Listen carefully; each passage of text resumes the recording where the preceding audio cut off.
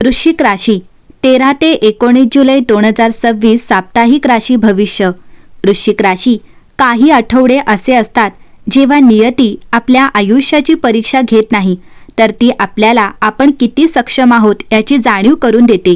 वृश्चिक राशीच्या मंडळींनो, येणारे हे 7 दिवस तुमच्या धैर्याची, तुमच्या संयमाची आणि सर्वात महत्त्वाचे म्हणजे तुमच्या आत्मविश्वासाची खरी कसोटी ठरू शकतात. पण या कसोटीच्या शेवटी एक अशी पहाट उभी आहे जी अनेक जुन्या प्रश्नांची उत्तरे घेऊन येऊ शकते. नमस्कार मंडळी, 13 जुलै ते 19 जुलैचा हा आठवडा तुमच्यासाठी सामान्य नाही. हा काळ जणू एखाद्या शांत नदीच्या प्रवाहासारखा दिसत असला तरी त्याच्या तळाशी परिवर्तनाची प्रचंड शक्ती दडलेली आहे. या 7 दिवसात घडणाऱ्या काही घटना सुरुवातीला साध्या वाटतील, पण पुढे जाऊन त्याच घटना तुमच्या जीवनातील महत्त्वाचा टप्पा ठरू शकतात. आठवड्याची सुरुवात आषाढ अमावस्येच्या पवित्र आणि गोड पर्वाने होत आहे. भारतीय परंपरेनुसार अमावस्या म्हणजे केवळ अंधाराची रात्र नसून आत्मपरीक्षण, अंतर्मुख होणे आणि नकारात्मक विचारांचा त्याग करण्याची वेळ आहे. या दिवशी विश्व जणू प्रत्येकाला एक प्रश्न विचारत असते. तू अजूनही भूतकाळाचे ओझे वाहणार आहेस की आता नव्या भविष्याकडे पाऊल टाकणार आहेस? याच काळात ज्येष्ठ महिन्याची सांगता होऊन आषाढ महिन्याचा प्रारंभ होत आहे. भक्ती, श्रद्धा, संतांचा वारसा आणि श्री विठ्ठलाच्या नामस्मरणाने भारलेला हा महिना तुमच्या आयुष्यातही अंतर्मनाला नवी दिशा देऊ शकतो.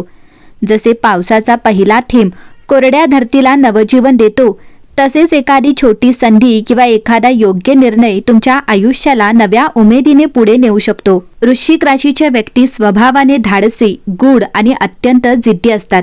पण अनेकदा तुम्ही तुमच्या मनातील वेदना, चिंता किंवा संघर्ष इतरांपासून लपवून ठेवता. बाहेरून खंबीर दिसत असलात तरी आतून अनेक प्रश्न तुम्हाला अस्वस्थ करत असतात. या आठवड्यात ग्रह तुम्हाला एकच संदेश देत आहेत: मनातील भीतीला धरून ठेवू नका, कारण भीती जितकी वाढते तितकी संधी दूर जात असते. या 7 दिवसात काही अनपेक्षित घडामोडी होण्याची शक्यता आहे. एखादा जुना विषय पुन्हा समोर येऊ शकतो. एखादी व्यक्ती, एखादी बातमी किंवा अचानक घडलेली घटना तुमच्या विचारांची दिशा बदलू शकते. त्यामुळे कोणत्याही गोष्टीकडे दुर्लक्ष करू नका. नियती अनेकदा मोठे संकेत अगदी छोट्या घटनांमधून देत असते.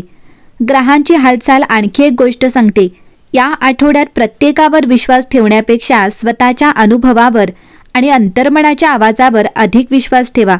प्रत्येक हसणारा चेहरा हितचिंतकच असेलच असे नाही, आणि प्रत्येक विरोध करणारी व्यक्ती शत्रू असेलच असे नाही. म्हणून लोकांना त्यांच्या शब्दांपेक्षा त्यांच्या कृतींवर ओळखा. आषाढाच्या या पवित्र प्रारंभी शक्य असल्यास काही क्षण शांत बसा, श्री विठ्ठलाचे नामस्मरण करा आणि स्वतःला एक प्रश्न विचारा: मी ज्या गोष्टीची वाट पाहत आहे तिच्यासाठी मी खरोखर तयार आहे का? कारण अनेकदा ईश्वर योग्य वेळेची वाट पाहत असतो, जेणेकरून योग्य व्यक्तीला योग्य वेळी योग्य फळ मिळावे. पण या 7 दिवसात नशीब तुमच्या बाजूने कोणत्या क्षेत्रात उभे राहणार आहे? कोणत्या गोष्टीत सावध राहण्याची गरज आहे? कोणता निर्णय तुमचे भविष्य बदलू शकतो?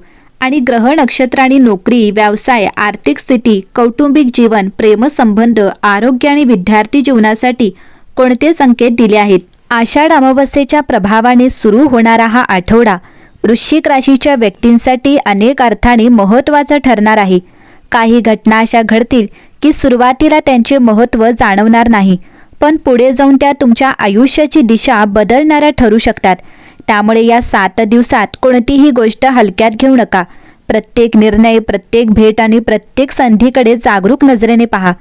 या आठवड्यात सर्वात मोठा बदल तुमच्या विचारांमध्ये दिसून येईल. ज्या गोष्टींबद्दल तुम्ही अनेक दिवस संभ्रमात होता त्या आता हळूहळू स्पष्ट होऊ लागतील. मनात साचलेला गोंधळ कमी होईल आणि पुढे कोणत्या दिशेने वाटचाल करायची याचा अंदाज येऊ लागेल. मात्र घाई करून कोणताही निर्णय घेऊ नका. योग्य वेळेची प्रतीक्षा केल्यास त्याचा अधिक फायदा होईल. कामाच्या ठिकाणी तुमच्या संयमाची परीक्षा होऊ शकते.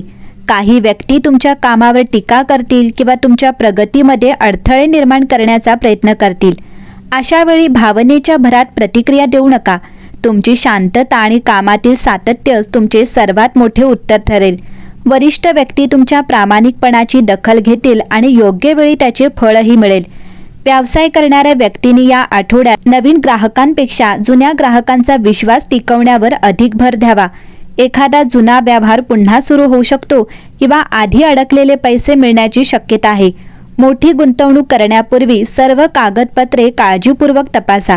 भागीदारीत काम करणाऱ्यांनी पारदर्शकता ठेवली तर भविष्यातील अडचणी टाळता येतील. आर्थिक बाबतीत हा आठवडा संमिश्र राहू शकतो. उत्पन्नाचे मार्ग खुले राहतील, मात्र खर्चही वाढण्याची शक्यता आहे. घरातील गरजा, धार्मिक कार्य किंवा अचानक उद्भवलेला खर्च यामुळे बजेट बिघडू शकते. त्यामुळे प्रत्येक खर्चाचा विचार करूनच निर्णय घ्या. या काळात बचत करण्याची सवय भविष्यात मोठा आधार ठरू शकते. कौटुंबिक जीवनात काही सकारात्मक बदल दिसतील. अनेक दिवसांपासून सुरू असलेले गैरसमज दूर होण्याची शक्यता आहे. घरातील वातावरण अधिक शांत आणि आनंदी राहील. ज्येष्ठ व्यक्तींचा सल्ला तुमच्यासाठी लाभदायक ठरेल. त्यांच्या अनुभवाकडे दुर्लक्ष करू नका. प्रेमसंबंधांमध्ये विश्वासाला सर्वाधिक महत्त्व द्यावे लागेल. मनातील भावना दडवून ठेवण्यापेक्षा योग्य वेळी स्पष्टपणे व्यक्त करा. छोट्या संशयामुळे नात्यात दुरावा निर्माण होऊ शकतो. विवाहित व्यक्तीने जोडीदाराला वेळ देण्याचा प्रयत्न करावा. एकमेकांशी संवाद वाढवला तर अनेक समस्या सहज सुटतील. आरोग्याच्या दृष्टीने शरीरापेक्षा मनाची अधिक काळजी घेणे आवश्यक आहे. सततचा विचार, ताण किंवा अपुरी झोप यामुळे थकवा जाणवू शकतो. शक्य असल्यास दररोज थोडा वेळ चालणे, प्राणायाम किंवा ध्यान करा. आहारात साधेपणा ठेवा आणि पाण्याचे प्रमाण वाढवा. विद्यार्थ्यांसाठी हा आठवडा एकाग्रता वाढवणारा ठरेल. अभ्यासात नवीन विषय शिकण्यापेक्षा आधी केलेल्या अभ्यासाची उजळणी अधिक फायदेशीर ठरेल. स्पर्धा परीक्षेची तयारी करणाऱ्यांनी वेळेचे योग्य नियोजन केले तर चांगले परिणाम मिळू शकतात. या आठवड्यातील सर्वात मोठा शुभ संकेत म्हणजे एखादे रखडलेले काम पुन्हा सुरू होण्याची शक्यता.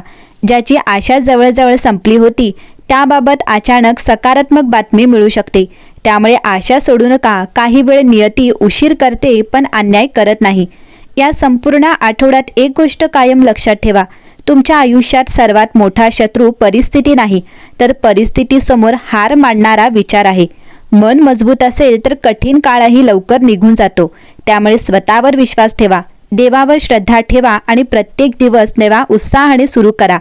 आषाढाच्या या पवित्र काळात शक्य असल्यास श्री विठ्ठलाचे नामस्मरण करा. आपल्या कुलदैवताची प्रार्थना करा आणि एखादे सत्कर्म अवश्य करा. तुमच्या चांगल्या कर्मांचे फळ योग्य वेळी आणि योग्य स्वरूपात नक्कीच मिळेल. हा आठवडा तुम्हाला संघर्षातून सामर्थ्याकडे, संभ्रमातून स्पष्टतेकडे आणि निराशेतून नव्या आशेकडे घेऊन जाणारा ठरू शकतो.